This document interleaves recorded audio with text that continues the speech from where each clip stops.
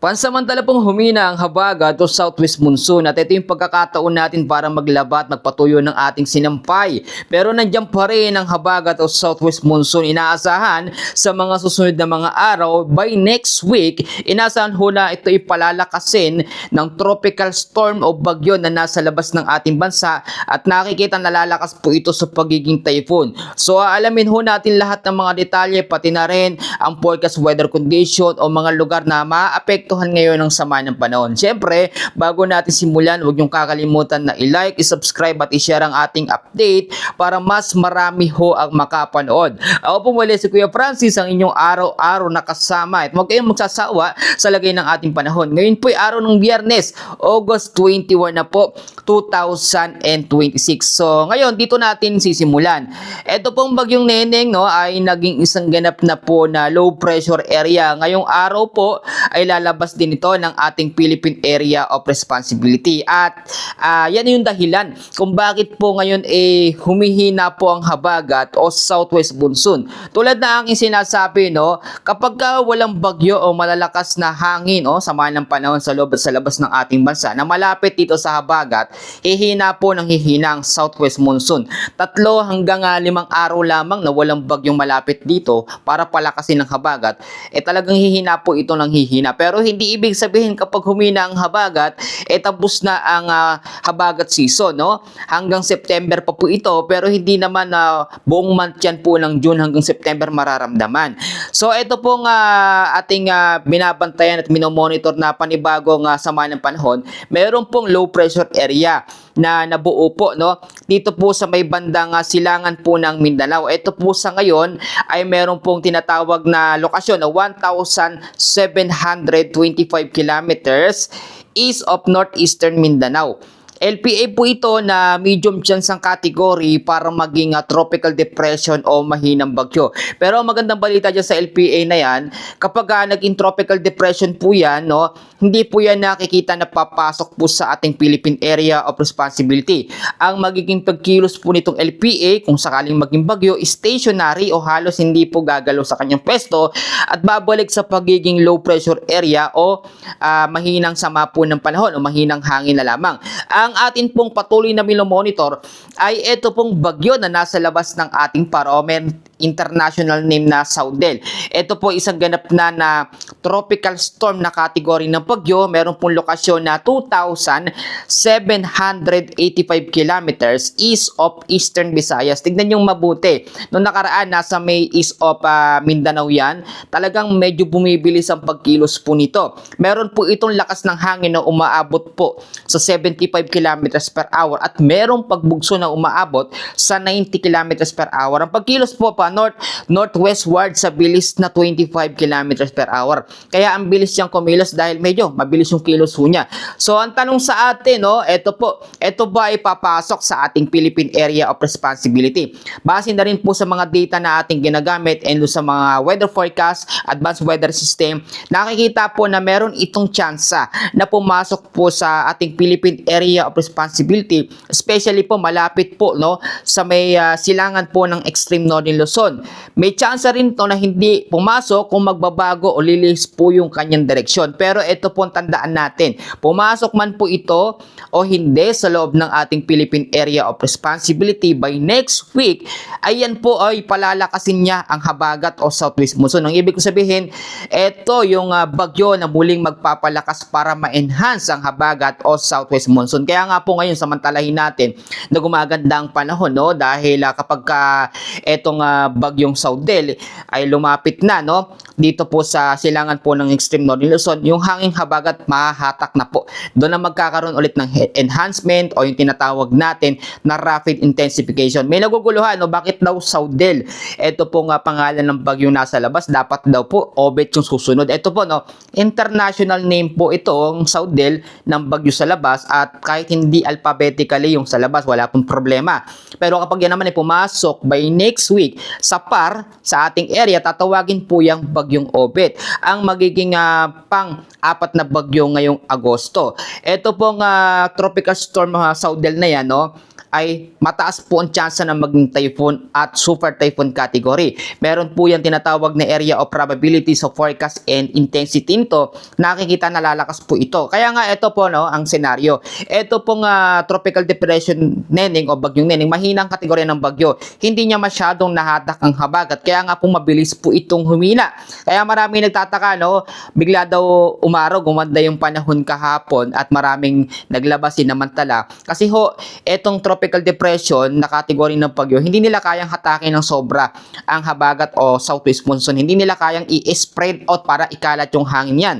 Pero ang mga typhoon o super typhoon category, yan po ay kayang-kayang hatakin kahit yan nasa labas pa ng par ang hangin habagat mo southwest monsoon. Ang ibig sabihin ba nito, Kuya Francis, magtatagal pa ang habagat? Yes, mga kababayan, tatagal pa po ito at ini-expect kung hindi po lalabas o lalayo o mawawala itong tropical storm ng South-Del, no? Ay mananatili ang habagat hanggang sa matapos po ang month ng Agosto o August. Medyo matagal pa po ito. So kapag medyo gumaganda ang panahon, samantalahin po natin. Doon po sa inilabas ng Pag-asa na forecast weather condition, meron pa rin mga lugar na medyo makakaranas po ng mga pag-uulan at maulap na kalangitan. So alamin ho natin, sa parte pa rin po ng Ilocos region, sa may Batanes, Cagayan, kasama ho ang Apayao, ang weather condition ho dyan ay cloudy skies with scattered rains and thunderstorms, no? Maulap na kalangitan na may mga kasamang pagkulog at pagkidlat, pag-ulan, lalo na ho sa hapon at sa gabi dahil po sa habagat o southwest monsoon. Pero bandang hapon naman po yan at minsan sa gabi, pero hindi kasing kagaya ng mga nakarang mga araw dahil wala namang humahatak dito sa habagat o southwest monsoon. Explain ko din mamaya, no, may ibang dahilan din kaya humina ang habagat. Sa area naman po ng Metro Manila, sa nalalabing bahagi po ng Luzon, ilang bahagi po ng kanluran po ng Visayas ay patuloy din po makakaranas ng partly cloudy to cloudy skies with isolated rain showers and thunderstorms dahil pa rin sa habagat o southwest monsoon. Medyo maliit yung tsansa ng maulap na kalangitan at mga pag-ulan dahil nasa monsoon break o pansamantalang paghina po ang habagat. So ito po, ang monsoon break po natin, ito ay tumatagal lamang ng ilang araw, no? At ang pagbabasehan natin dito, kapag walang bagyo na magpapalakas ho dito sa habagat o southwest monsoon, magtutuloy-tuloy yung monsoon break natin. Tinatawag yan na pansamantalang paghina ng habagat o southwest monsoon. Ang isa pang dahilan, kaya ho humina ang habagat dahil sa pagbabago ho ng direksyon ng hangin nito, no? Yun yung ating isang nakikita sa monitoring system. Kaya medyo humina po ang epekto ng habagat o ng southwest monsoon. Pero hindi naman ibig sabihin na wala ng habagat, nandiyan pa rin po. Ngayon naman po mga kababayan, bibigyan ko po kayo ng mga paalala dahil kinakailangan pa rin nating maging alerto. Kahit po humina ang habagat o southwest monsoon, meron tayong banta ng posibleng maging super typhoon by next week. Yan po ang dapat nating paghandaan at lagi ko po kayong papaalalahanan. Unang-una, kailangan po lagi pa rin kayong mag-antabay sa weather update ni Kuya Francis. Tayo ho, no, ay meron pong iba't ibang format po ng paggawa o pagbibigay ng weather update. Meron tayo sa madaling araw, ganitong sistema po. Yung isa natin, no, nakikita nyo yung Kuya Francis weather update na may kasama akong TV, no. At yung isa, yung weather pinasa hapon, ako din po yun. Pictures ko lang, pero boses ko naririnig po. Hindi kasi natin pwedeng gawin isang format lahat. So para mas kumalat marami makapanood, iba't ibang sistema po. So tayo po din ang kinukuhang taga-balita, no, at natutuwa po sila sa akin at salamat po sa Panginoon. Pangalawa, kailangan pa rin po natin, no, magkaroon ng go bags. So ang go bags ba pag may mga malalakas lang ba na lindol o mga bagyo? Hindi. All that time lahat po yan, no. Hindi kasi natin mape-predict kung anong mangyayari sa panahon natin. Pwedeng lumindol, pwedeng magkasunog, pwedeng may bagyo. Buti nga ho ang bagyo, monitor natin kapag papalapit pero ang mga sunog, lindol, mga biglaan ho, dapat meron tayo. May laman niya na pera, may lamang cash, may tubig, no, merong flashlight, may pito, lahat po ng mga yan, merong medicine, importante ho yan. Kaya din ito, sinasabi ko, yung mga low-lying areas, dyan po sa Metro Manila, no, na binabaha, na kung mapapansin nyo, barado talaga ng mga basura. Kaya yung mga basura natin, lagi natin isegregate sa maayos. Lalo na yung mga plastic, yan yung bumabara, no, at medyo humuhupa na yung mga minahang lugar po dyan sa may kanluran po ng Luzon, sa Metro Manila, sa Pasig, sa Marikina, yung sa Makati, yung mga area ho na medyo mababa na talagang Isang buong araw, talagang umuulan ng mga nakaraan, no? Ilang linggo yan, isang buong araw talagang umuulan, talagang binaha po. Pero salamat sa Lord dahil medyo humuhupa na ho ngayon. Isa pa, kailangan din natin mag-stock ng pagkain. Hindi lang kapag may mga bagyong parating, bagko sanayin natin. Lalo na ho, no, yung mga nakatira ho sa mga malalayong lugar, yung malalayo po sa syudad, malalayo po sa mga grocery store, sa mga supermarket, kailangan ho. Gayun din yung mga papalaot natin, mga kababayan. Wala naman tayong banta ng malakas na may magiging epekto ng habagat sa ngayon, pero lagi ko sinasabi sa parte po ng Ilocos Region, sa Batanes, Cagayan, Apayao, antabayanan nyo po yung panahon. Pag medyo maganda ang panahon natin dyan, pwede naman home pumalawat kasi wala naman po tayong nakataas na gale warning. Ang habagat kasi minsan yung development ng hangin nito ay nagbabago. Eto, may nagtanong sa atin, naguguluhan daw sila. Kaya Francis, bakit ganon? Ang init kahapon, no, parang summer. Tapos na ba ang habagat, no? Tag-init na ba? Hindi po. Ang habagat po kasi ganito, no? Humihigo po yan ng hangin galing po sa West Philippine Sea o Indian Ocean. Mainit po yon at meron pong kasamang moisture. Kapag yun po ay nahipan sa atin, lalo na sa kanlurang bagay ng Luzon, maalinsangan talaga at mainit ho ang panahon. Parang easterlies, no? Yung maalinsangang hangin na nanggagaling po sa may karagatang Pasipiko. Yung isang paalala, huwag natin kakalimutan na ipanalangin natin sa Lord na ito pong Super Typhoon Southel, no? O yung banta ng bagyo na Southel sa labas ng PAR, huwag pong pumasok sa loob ng ating PAR o Philippine Area of Responsibility. Alam nyo, ito po, no, para mas malinawan tayo, ang mga super typhoon talaga o malalakas na bagyo, sa labas ho yan nade-develop at nabubuo. Kaya matadalas yung mga malalakas na bagyo, nagre-record ba yan at hindi pumapasok sa loob ng PAR. At yan naman ay lumalakas dahil sa moisture sa tubig po, no? Diyan po sa may karagatang Pasipiko, yan po ang nagiging sistema. Pero yung mga mahihinang bagyo na nagsimula sa LPA sa loob ng ating PAR at na-develop bilang mahinang bagyo o tropical depression, hindi po nagiging typhoon o super typhoon. Pero lumalakas yan pag nakalabas na ng PAR dahil doon po nakakabelo. Pero ayan po ay maraming ulan na ibinibigay. Hindi kagaya ng mga typhoon, super typhoon, konti ang ulan, pero sobrang lakas naman po ng hangin. Ito, para hindi tayo malito, may 5 kategorya ho mga bagyo. Merong mahina na tropical depression na merong lakas ng hangin na 39 to 62 kilometers per hour. Ang tropical storm category to natin yan, meron po yung lakas na hangin na umaabot po sa 62 to 88 kilometers per hour. Kaparehas po ng lakas ng habagat pag bumugso. Pero ang habagat 35 to 50 kilometers per hour, yung normal na lakas nito. Merong habagat bumubugso ho yan, ha. Category 3 natin, bibihira itong maranasan yung severe tropical storm na umaabot po sa 89 to 117 kilometers per hour. Yung category 4, yung typhoon natin, ganito po kalakas ng hangin, 117 to 185 kilometers per hour. Nako, nakakatakot na ho yun. Kaya na ho nung magpatumba ng puno, no? At iangat o tangayin yung mga bubong natin kung nakapako lang po at hindi matibay. Yung super typhoon naman, yan po ay may lakas ng hangin na 185 kilometers per hour pataas, 250, 200, umaabot po ng ganon. Kaya ano man yung maging kalagayan nitong bagyong Southel sa labas ng PAR, kailangan pa rin po natin maging handa. I-summarize natin mga kababayan, pangunahing weather system pa rin na nakaka-apekto ngayon ng habagat na pansamantalang humina o yung tinatawag ho natin na monsoon break. Tatandaan po natin yan. Pangalawang weather system, meron po tayong bagyo sa labas na may international name na Southel. May LPA dito sa may silangan po ng Visayas, pero hindi nakikitang papasok sa loob ng ating PAR. Localized thunderstorms, may tsansa pa rin silangan ng Visayas at ilang bahagi po ng silangan ng Mindanao, lalo na sa hapon po at sa gabi. So ito, bago natin tapusin, syempre meron tayong salita ng Panginoon, and araw-araw ito po yung inaabangan ng ibang mga kababayan natin. Syempre hindi po mawawala. So i-ready nyo na po yung inyong mga tenga at ito babasahin po natin.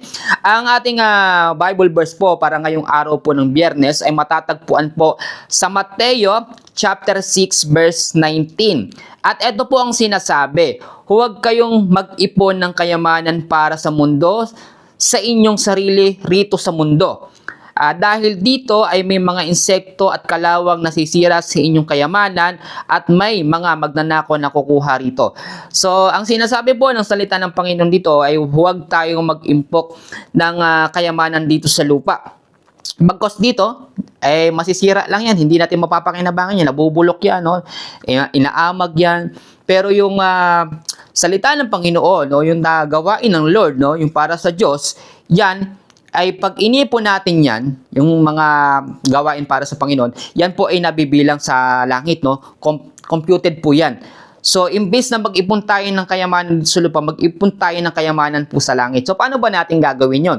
Siyempre, una dapat kilalanin muna natin kung sino ang Diyos natin at tagapagligtas. And then, kapag nasa simbahan ho tayo, doon na po nagsisimula yan, no? The more na tayo kumikilos sa gawain ng Lord, no, at nagbibigay tayo ng mga bagay na ikakapuri ho niya, nakakount na po yung mga blessings natin sa langit, no, yung mga yaman natin. Doon na po naiipon yan.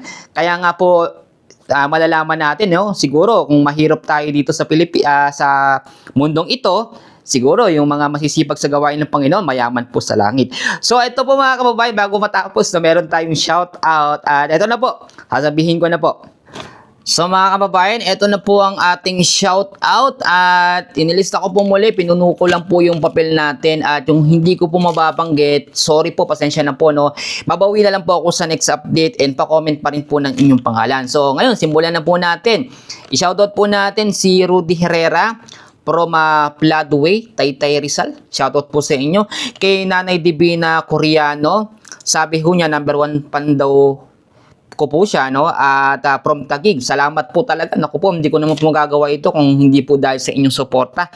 Kay Ma'am Alma Sabado, shoutout po ma'am. Kay Nanay Flor Arabe from Ragay, Camarines Sur. Kay Nanay Seni Reyes ng Siniloan, Laguna. First time mabate, no? At tuwan-tuwa daw po siya. Nako po, basta lagi lang po kayong manood sa ating channel. Supportan nyo na lang po sa akin yon.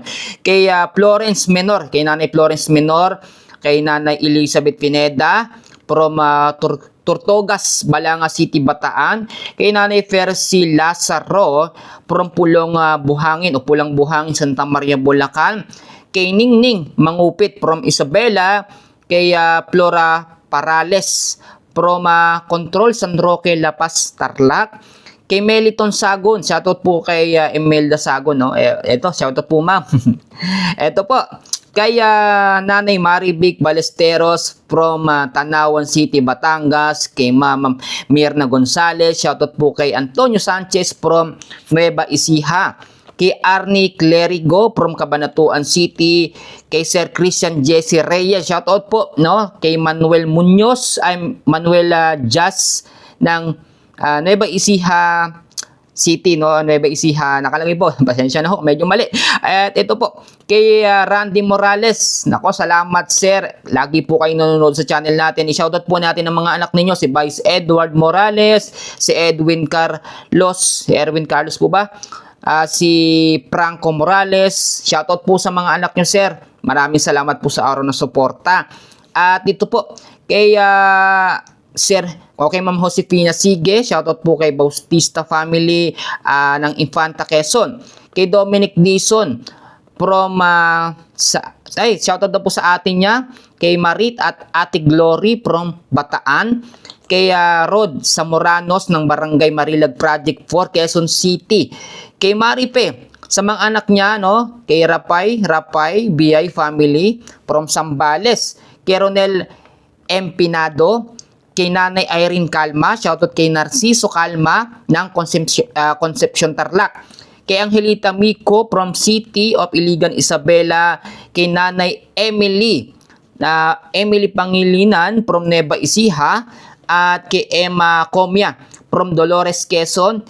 Kay Sir George Santorcas from Tobias, Pornier, Antique.